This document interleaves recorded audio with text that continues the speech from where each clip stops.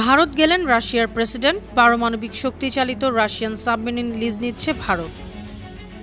গাজায় মানবিক সংকট মোকাবেলা এবং পুনর্গঠনে $100 মিলিয়ন সহায়তা দিবে চীন। পাকিস্তানে দমনপীড়ন চলছে, অভিযোগ 42 প্রভাবশালী মার্কিন আইন প্রণেতার। ভিসা নিষেধাজ্ঞা এবং সম্পদ জব্দের আহ্বান জানান। তুরস্কের জলসীমায় জাহাজে হামলাকারীদের ক্ষমা করা হবে না, বললেন তুর্কি প্রেসিডেন্ট। হামলায় ইউক্রেন জড়িত, অভিযোগ রাশিয়ার।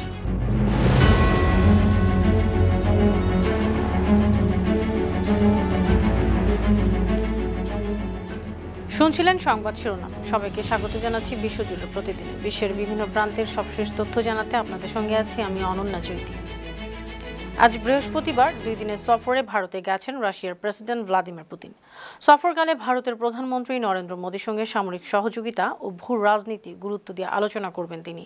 পুতিনের ভারত সফরের আগে দুই দেশের মধ্যে একটি গুরুত্বপূর্ণ সামরিক চুক্তি অনুমোদন করেছে রাশিয়ার পার্লামেন্টের নিম্নকক্ষ ডুমা। গত ফেব্রুয়ারিতে দুই দেশের সরকার the reciprocal exchange of logistics support নামে এই চুক্তি করেছিল।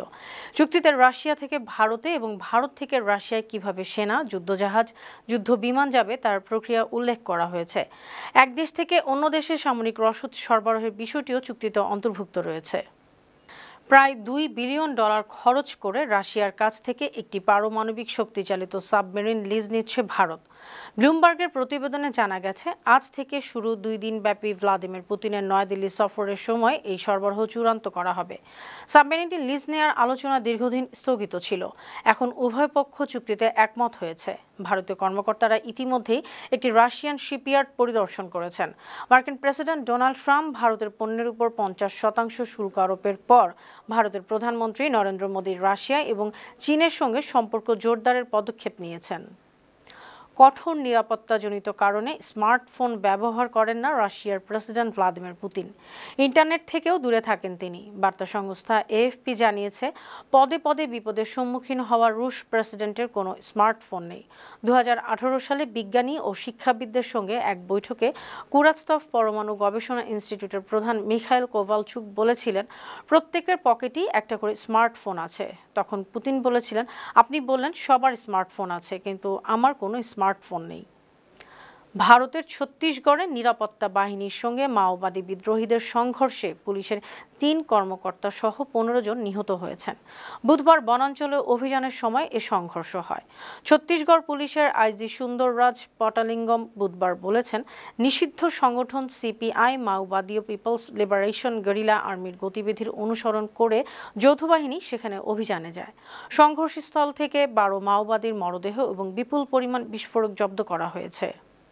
ইসরায়েলি তাণ্ডবে বিধ্বস্ত ফিলিস্তিনির গাজা উপত্যকায় মানবিক সংকট মোকাবেলা এবং পুনর্গঠনে সহায়তার জন্য $100 মিলিয়ন সহায়তা দেবে চীন।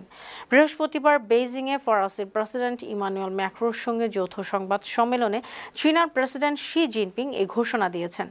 দুই নেতা অর্থনৈতিক সম্পর্ক, বাণিজ্য উত্তেজনা, তাইওয়ান এবং ইউক্রেনের যুদ্ধ সহ বিভিন্ন বিষয় নিয়ে আলোচনা করেন।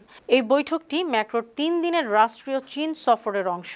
এদিকে মানবিক সহায়তার ঘোষণায় ফিলিস্তিনি কর্তৃপক্ষের নেতা মাহমুদ আব্বাস বলেছেন, এটি চীনের উদার উদ্যোগ। পাকিস্তানে আন্তর্জাতিক দমনপীড়ন এবং মানবাধিকার লঙ্ঘন হচ্ছে এমন অভিযোগে পররাষ্ট্রমন্ত্রী মার্কো রুবিওকে চিঠি লিখেছেন 42 জন প্রভাবশালী মার্কিন আইন প্রণেতা। চিঠির নেতৃত্ব দিয়েছেন ভারতীয় American congresswoman Pramila Jayapal. বৃহস্পতিবার ভারতীয় ইংরেজি ভাষার আন্তর্জাতিক সংবাদ মাধ্যম WION এ তথ্য জানিয়েছে। গেল 3 ডিসেম্বর দেয়া চিঠিতে আইন প্রণেতারা বলেছেন, পাকিস্তান কর্তৃত্ববাদের দিকে এগোচ্ছে, দেশের গণতান্ত্রিক প্রতিষ্ঠানগুলোকে ধ্বংস করা হচ্ছে। পাকিস্তানের সামরিক নেতৃত্বকে জবাবদিহি করানো মার্কিন যুক্তরাষ্ট্রের দায়িত্ব। দায়ীদের বিরুদ্ধে দ্রুত ভিসা নিষেধাজ্ঞা এবং সম্পদ জব্দের পদক্ষেপ নেওয়া প্রয়োজন। এদিকে পাকিস্তানের সাবেক প্রধানমন্ত্রী ইমরান খান বলেছেন, সে দেশের সেনাপ্রধান ফিল্ড মার্শাল আসিম মনির মানসিক ভারসাম্যহীন মানুষ। বুধবার মাইক্রো ব্লগিং সাইট এক্সে তার এই বক্তব্য প্রকাশ করা হয়। এর আগে মঙ্গলবার ইমরান খানের সঙ্গে তার বোন ডক্টর উজমা খান রাওয়ালপিন্ডির আদিয়াল কারাগারে দেখা করেন।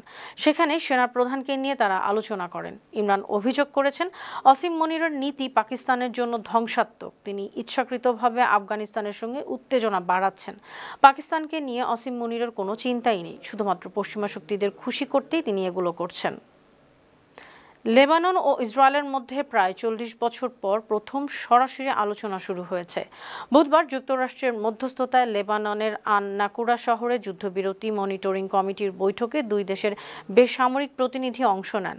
ব্লু লাইন নামক লেবানন ইসরায়েল সীমান্তে প্রায় 3 ঘণ্টা বৈঠক হয়েছে।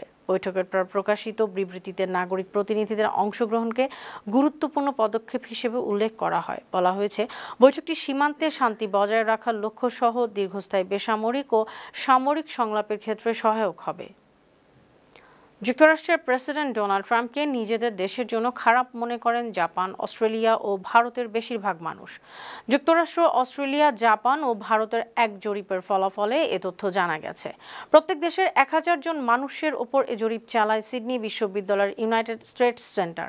জরিপটি হয় গত আগস্ট মাসে। এতে দেখা গেছে 56% অস্ট্রেলিয়ান, 54% ভারতীয় এবং 59% জাপানি বলেছেন ট্রাম্পের প্রেসিডেন্সি তাদের দেশের জন্য খারাপ। বৃহস্পতিবার রয়টার্স এসব তথ্য জানিয়েছে।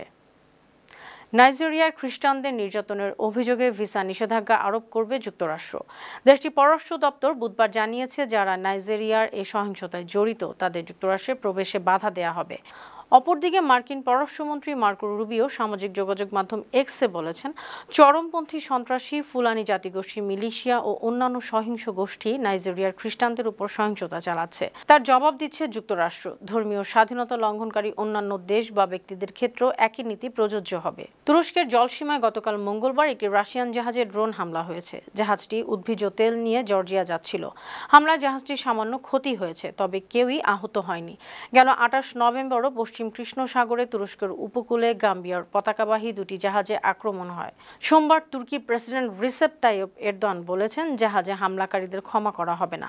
রুশ পররাষ্ট্র মন্ত্রণালয়ের মুখপাত্র মারিয়া জাগরোভা এসব হামলাকে সন্ত্রাসী হামলা বলেছেন।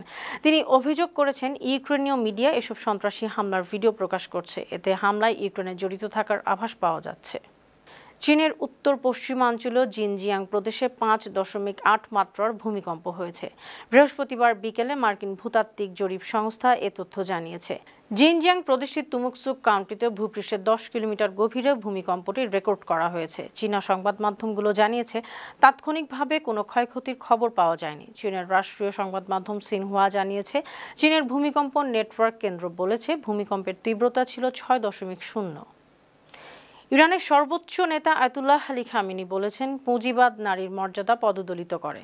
ইসলাম ধর্ম নারীর প্রতি সম্পূর্ণ সম্মান প্রদর্শনের উপর গুরুত্ব দেয়। ইসলামে নারীর মর্যাদা অত্যন্ত উচ্চ ও সম্মানজনক। নারীর পরিচয় ও ব্যক্তিত্ব সম্পর্কে কোরআনের বক্তব্যই সর্বোচ্চতম। বুধবার সকালে তেহরানে নারী ও কন্যা সমাবেশে বক্তব্য দেওয়ার সময় তিনি এসব কথা বলেন। এ সময় বিভিন্ন ক্ষেত্রে স্ত্রী ও নারীর প্রতি স্বামী তথা পুরুষের আচরণ কেমন হওয়া উচিত সে বিষয়েও বিস্তারিত তুলে ধরেন তিনি। সুপ্রিয় দর্শক, এই ছিল আজকের বিশ্বজুড়ে প্রতিদিনের আয়োজনে। দেশ বিদেশের বিভিন্ন খবর নিয়ে আবার আপনাদের সামনে হাজির হব। সেই পর্যন্ত ভালো থাকুন, সুস্থ থাকুন, বানো টিভির সঙ্গে থাকুন। ধন্যবাদ।